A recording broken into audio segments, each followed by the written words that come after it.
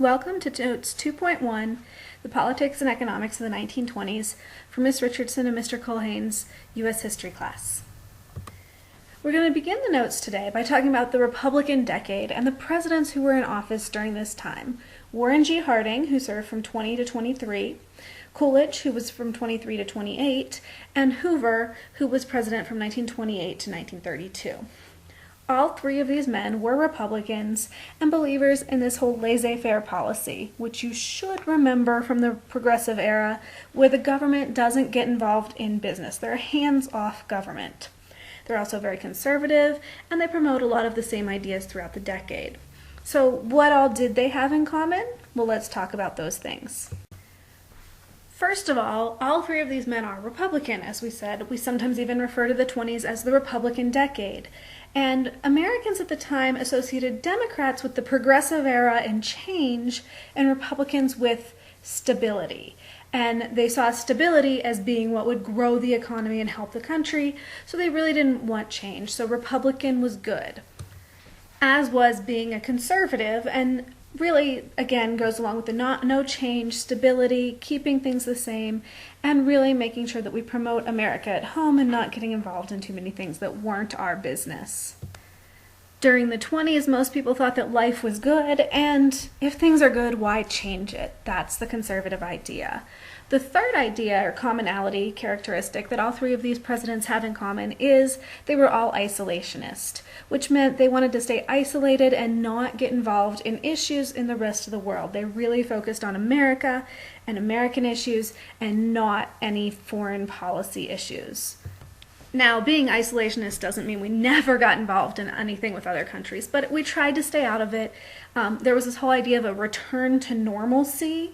That was even one of the things that the Republican Party promoted at the time, and focusing on domestic economic issues rather than foreign affairs and foreign relations.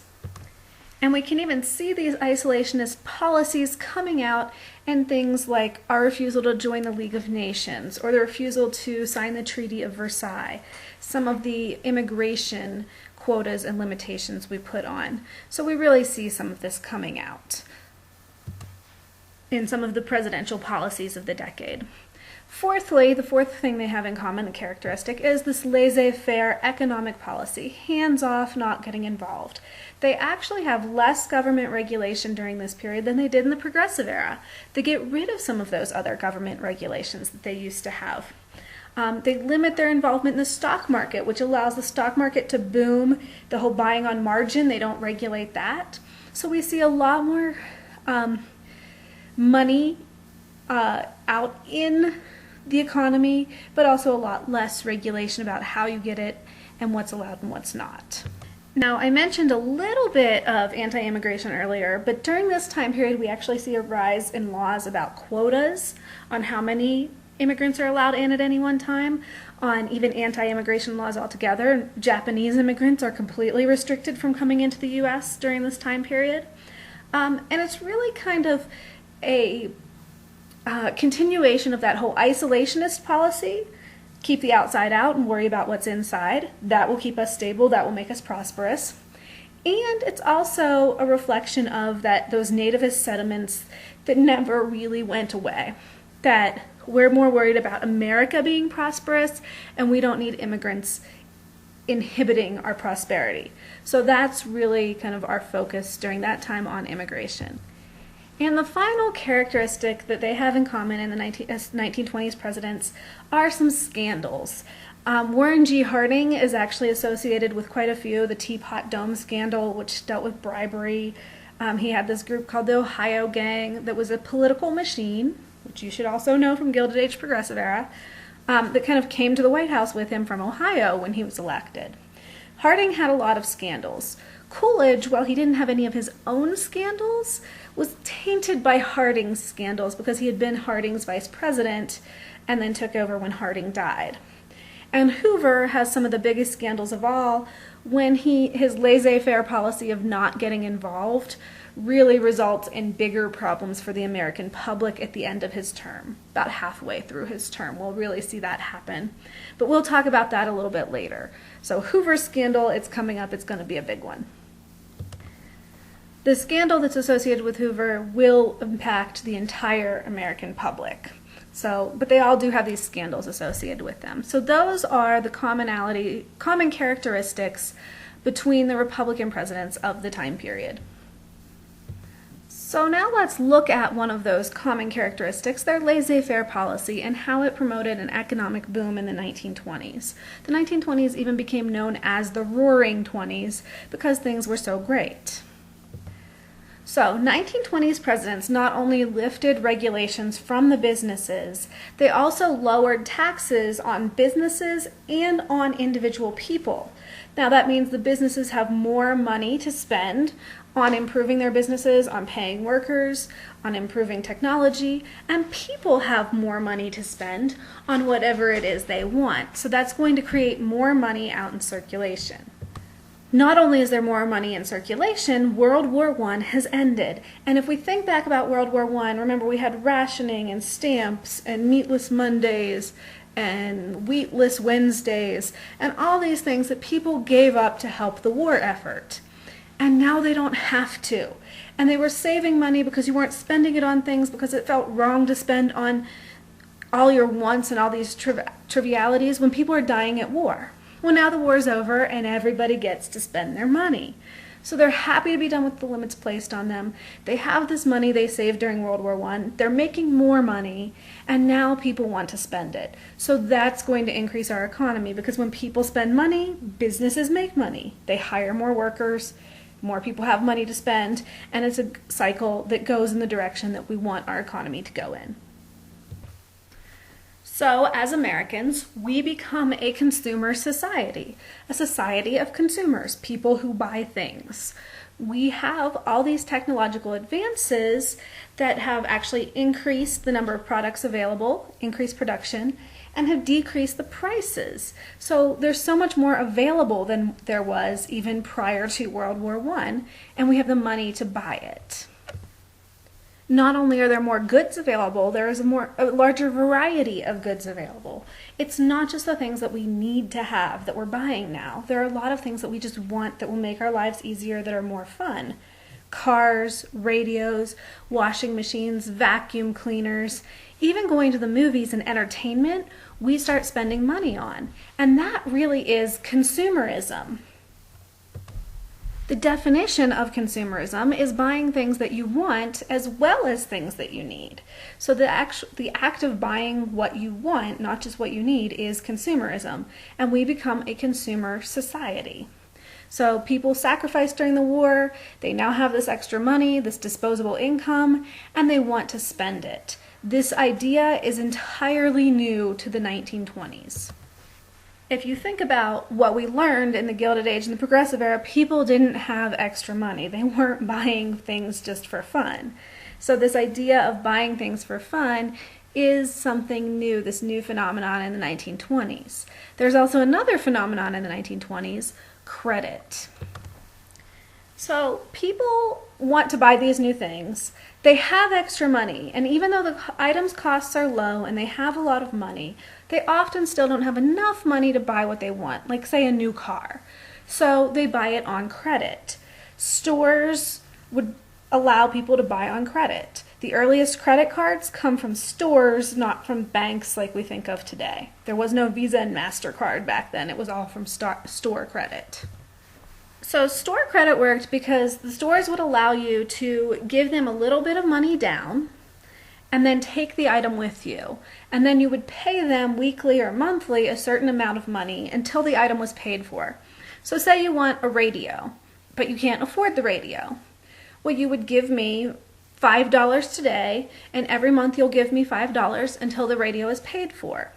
Now, because I'm loaning you the money, you actually owe me a little bit more. So if the radio was $20, you're going to end up paying me $25 in the end because I gave you the money up front. And so that's interest. You're paying a little bit extra for it, but it's the convenience of getting to take it home today that you're paying that extra money for. This type of credit is also called an installment plan. So sometimes you'll hear it called that during the 1920s. So credit or installment plan, we're actually talking about the same thing. So as time goes on and all the different stores are doing this, they actually start advertising and using mass media to do this. So everyone wants you to come and buy from their store. So they start advertising on billboards, because now we have cars to drive around. We see billboards in magazines, because those are more popular.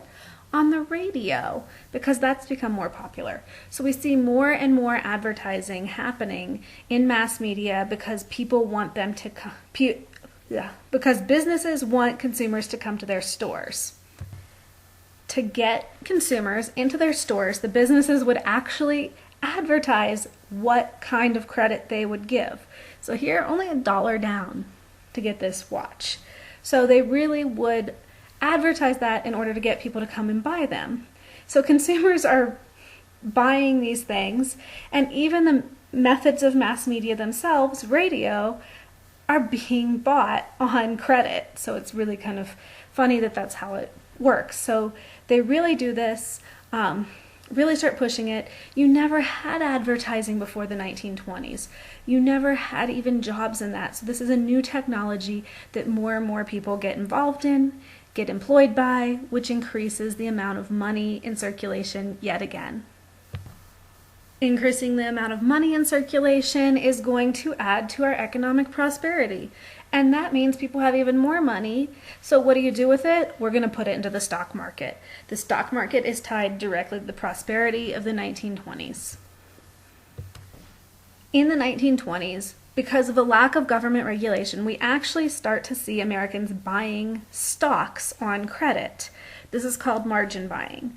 So basically, what had happened is previously, only the wealthy could afford to buy stocks because stocks are really expensive. And you had to put the money down, and you had no access to the money or even to what you were buying with the money right away. Well, now you can buy on margin, and that's going to allow even the average American to buy stocks. So how does this work? You pay a percentage of the stock down. So generally 10%, and that's what we'll use in class when we go into margin buying in class with the stock market game. You put 10% down when you buy the stock, with the understanding that you will pay the balance, the other 90%, when you sell the stock. So if you think about it this way, if your stock costs $10 right now, you would pay me $1 today, with the understanding you will give me the other 9 when you sell the stock. When you sell the stock, maybe it's worth $20. So you still make all the rest of the money. You can buy more stock that way, which means you can make more money that way. And during the 20s, with the economy booming, the stock market was booming, so you were guaranteed to make money. Or at least that's how Americans felt in the 20s. So then we have Prohibition. So we know Prohibition happened at the end of our previous unit, the Gilded Age, or the Progressive Era, and it was an attempt to improve society. And so Prohibition, we banned alcohol, and this theoretically should hurt the economy because we have to shut down liquor production, beer production, all the bars, all the liquor stores, all those places should be out of business, so it actually should hurt our economy. And it's in effect all the way through the 20s, from 1918 to 1933, and so we assume this hurts our economy, but actually it doesn't. So this doesn't hurt the economy because we end up with organized crime coming along, the mafia, gangsters, coming along and starting this whole new series of businesses. They're illegal, they're underground businesses, but they replace the previously legal business, and that actually allows us to make money even though we shouldn't be off of alcohol during the time period. So you end up with moonshiners and bootleggers and illegal distillers and speakeasies. All of these businesses allow the money to be made. Now the money is made illegally, which means there are no taxes being paid on it. And so what ends up happening is all of these mob connections, all these mobsters, gangsters, have to create legal businesses for their money to also go through in order to launder it so that they don't get caught not paying taxes. So not only are gangsters employing all of the illegal workers, from bartenders to musicians in the speakeasies, people running the rum runners, we also call them that, during this time period. They're also hiring legal business workers to cover themselves for their illegal business. So we see a lot of money actually coming because of Prohibition through the illegal liquor industry and the other things that are tied into that industry. So during this time, essentially all industries in the United States are prosperous. They're making money. Whether it is a traditional industry or a newer industry, technology, business, radio, movies, factories, all those things are making money.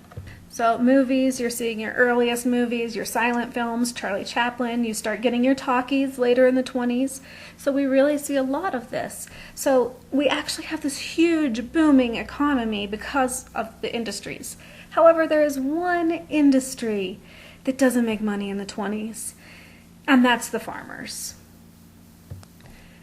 So farmers are trying to compete with businesses, basically. So the individual farmers, who used to be the people we relied on to feed America, can no longer produce enough food with the technological advances. They have to spend a lot of money on tractors and plows and these new technologies. And what's happening is we're having business farms come in, buy the land, and they can afford to do that, and they can till and plant and reap the crops from a larger amount of land. So what used to be 5 farms is now 1 farm run by a business rather than an individual farmer. So farmers during the 1920s are struggling with lowered prices, with higher costs, trying to compete with these businesses, and most of them, we have a lot of them being pushed out of business, forced into subsistence farming, so they're only feeding their own families, and just more and more farmers who are struggling through the 20s. So while all other industries are prospering, the farmers are struggling throughout the 1920s. So they're the only ones who aren't roaring in a good way. Everybody else, 20s are looking great for them so far. And so here ends Notes 2.1, and we will pick up with culture and more roaring 20s and Notes 2.2.